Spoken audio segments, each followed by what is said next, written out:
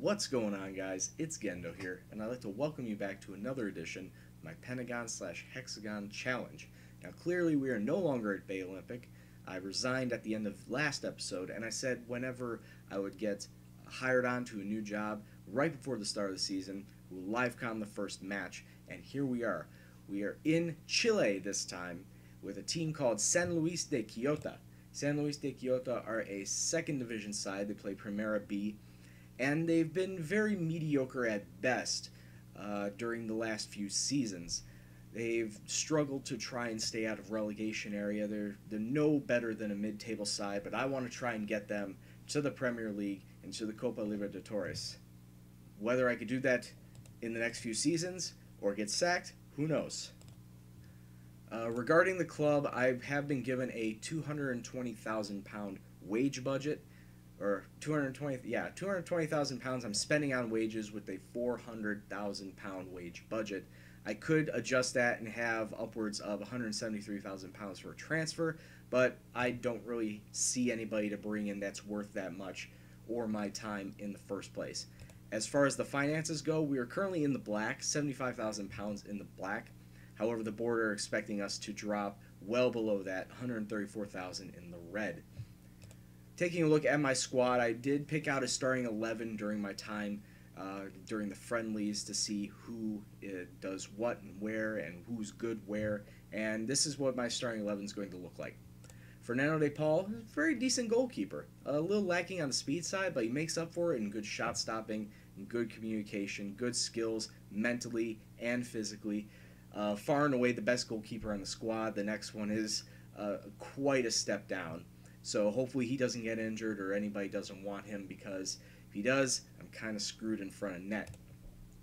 My back line will start with Esteban Saez. He's a very decent right back. Good speed, good defending stats where they count, with the 11 marking and the 12 tackling. Like I said, decent speeds, no lower than 11. Good winger, can help out in the attack when he wants to. Same thing with Joaquin Cortez, speed-wise and defending-wise. My two center backs, we have Matias Duran, who we are loaning in from Universidad Católica. Great defending stats, 16 tackling, 14 marking, decent mentals, good speed. He's going to be a solid center back for us in this upcoming season. And his partner back there is Nicolas Matos, who, once again, good speed, good defending. He's a little tall, or I'd like him to be a little taller at 6 foot, but his jumping definitely makes up for it in the meantime.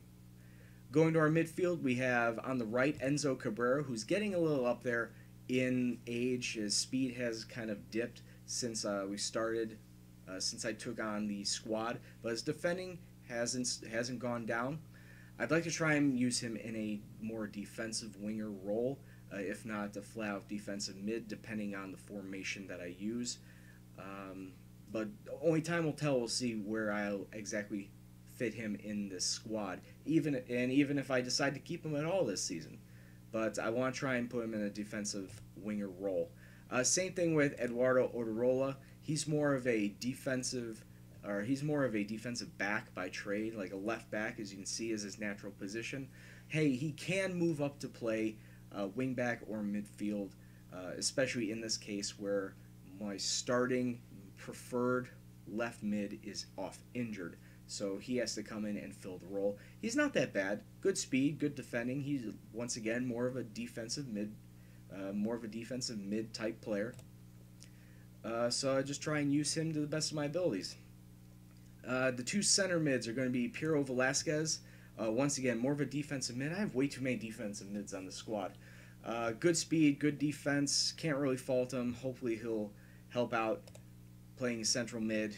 I did think him more as a ball-winning, if not box-to-box midfielder, much like his partner Diego Gonzalez. Almost the exact same stats, except he's got a little more in the technical and the attacking side. So hopefully I'll have him keep pushing forward during our attacks to help out with the two men up front.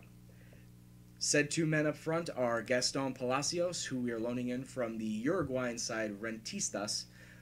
Good speed, great speed, good attacking when it's needed, and as of right now, he is my second choice striker. Could go down to my third choice depending on if the one striker I have comes back off from his injury.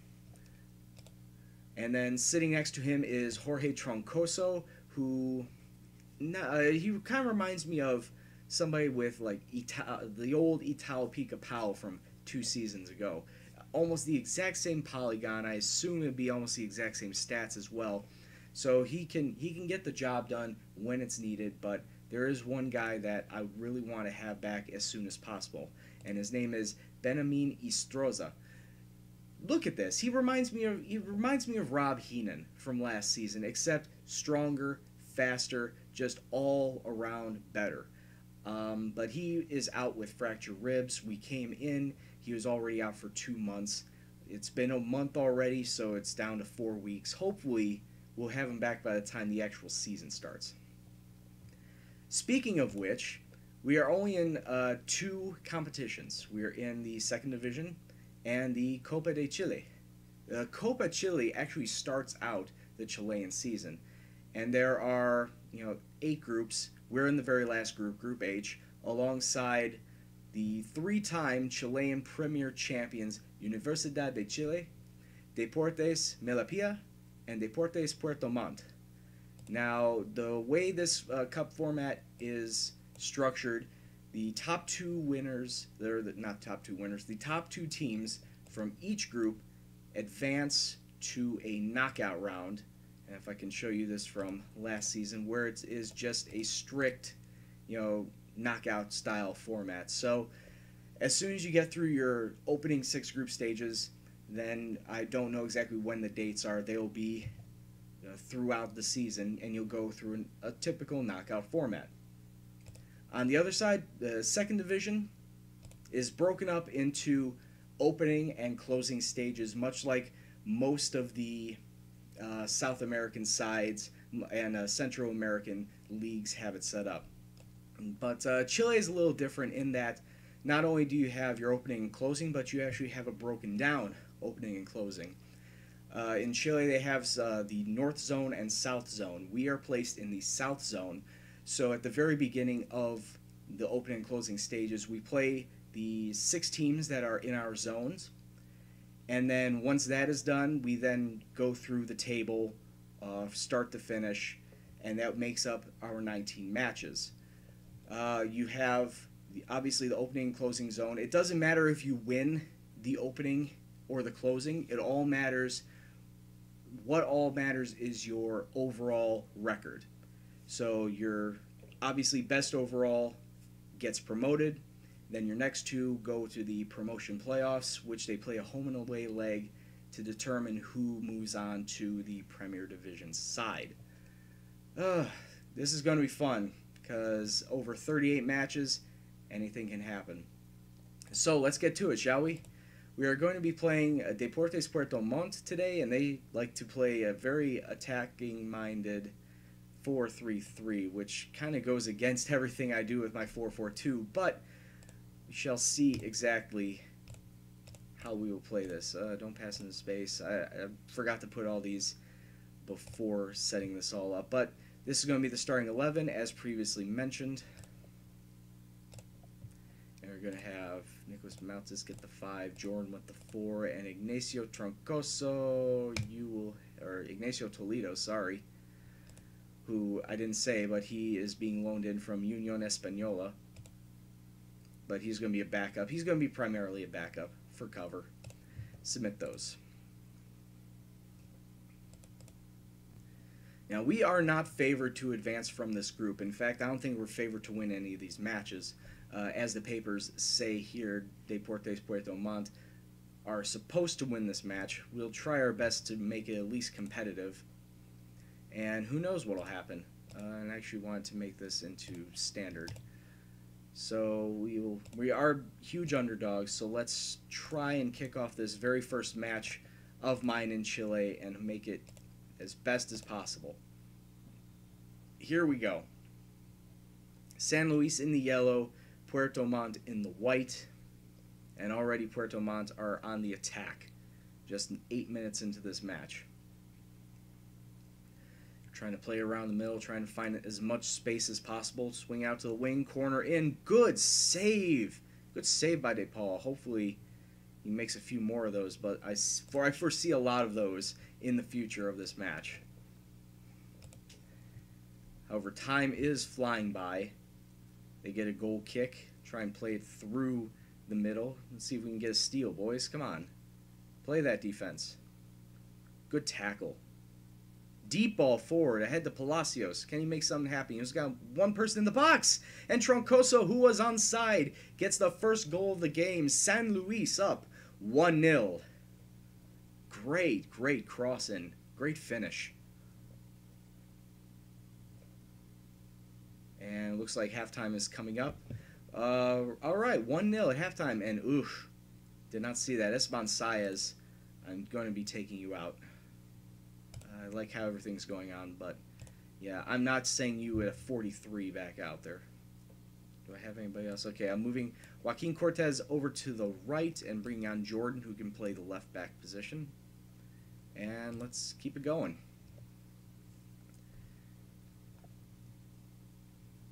There's much left to figure out in Chile, since, like I said before, I've never really played in Chile. I've been more accustomed to Brazil, if anything, South American. As there we had a nice attacking chance, but he kicked it right into the box, right into a wall. Cabrera gets it through. Oh, Palacios right at the keeper. Need to take a better shot there. So I'm more familiar with the Brazilian style of, you know, how their season and schedule is set up. As you get a long ball over to Palacios, unfortunately can't pick anyone out there. And now Puerto Montt on the attack. What are you doing? Why are you coming out, keeper? What was that? Way off his line. And it's 1-1 off a complete keeper blunder. Yeah, you're not a sweeper. You are not a sweeper. Why did you come out? And now here they come again on attacking chance, and wow, what an angle! And that guy gets a brace. It's 2-1 Puerto Montt, and this, everything's gone tits up right here. Come on, boys.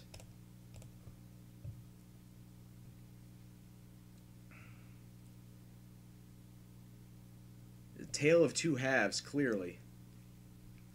Here we go. Throw in. Can't keep the ball though.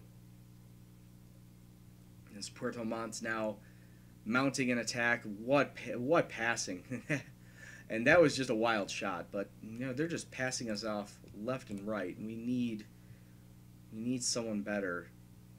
Javier Guzman's coming in for Nick Matus, and let's see, we're gonna have Javier Perez coming in for Piero Velasquez, since he hasn't played well at all.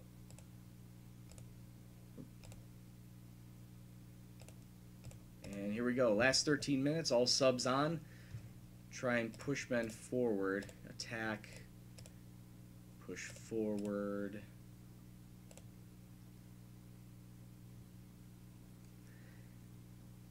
And I'll fully admit, this is my first game here in Chile, so I wasn't expecting much. But you're always, you know, hopeful for a win, to start off with a win. And hopefully this is not a sign of things to come. You know, hopefully one loss wouldn't signal, you know, how bad a season's going to be. That could ultimately end up in my sacking, as we now get an attacking chance. Wide, cross, in, and oh, was that Palacios? And he was onside! In the dying minutes, Palacios getting an equalizing goal. 2-2. Oh, with 3 minutes of stoppage time, we have another chance, but unfortunately, kicks it right at the keeper. Sure-handed keeper, wasn't spilling that one out. Oh, and here come Puerto Montt now. Puerto Montt having a chance. Kicks it out wide. Sure-handed DePaul right there. 2 minutes left in this stoppage time, and anything can happen. Puerto Montt getting through, good save, but he was offside anyway. Come on, boys. Let's just come away with a point. Actually, I should have just dropped everyone back and played defensive. Tighten up. Should have just told everyone to tighten up. And we steal the ball. Can we make something happen in this last minute? Cabrera out on the right gets a, I don't know if that was a shot or a cross, but it was just god-awful into the stands. And this highlight continues. We get the ball back. What a bad pass, but great to get it right back. Palacios can get it through. Unfortunately, no one is there, and that could signal the end of this match. Just got to wait out the last 20 seconds. Puerto Montt's trying one last attack. And he kicks it out. That looks like the end of the match. It is 2-2, getting a point in this cup competition. Not a bad result considering that everybody pegged us to lose. So getting a point out of this sets us up pretty nicely. Good start. But we do have Universidad de Chile that we are not looking forward to. I don't think we're going to get a single point from that group stage, or from that group match. But yeah, I fully expect to get all 6 points from Melipilla.